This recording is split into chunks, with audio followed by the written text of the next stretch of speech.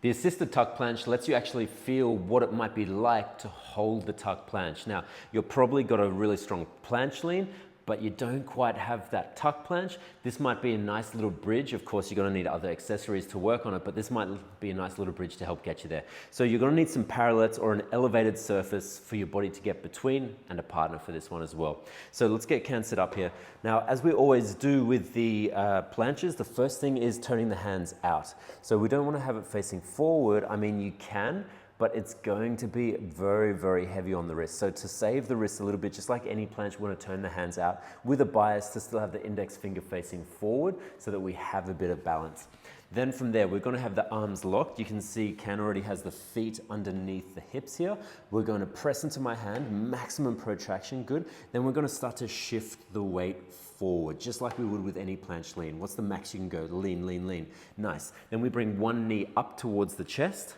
Boom, and then we're going to gently, with the help of the partner, other knee comes up, that's it, and now lean forward further and try and get light on my hand for 5, 4, 3, 2, 1, and time. Well done. You know you're leaning far enough when there is a fear of falling this way. Yeah, that's when you know you're going far enough. Of course, sometimes you might actually fall out because you're leaning so far forward, and that's actually not a bad thing, because then at least you know where your limit is and you can kind of dial it back from there, sort of thing. But obviously make sure that floor is clear and you've got a landing space there as well so you don't face plant into something. But let's do this one more time.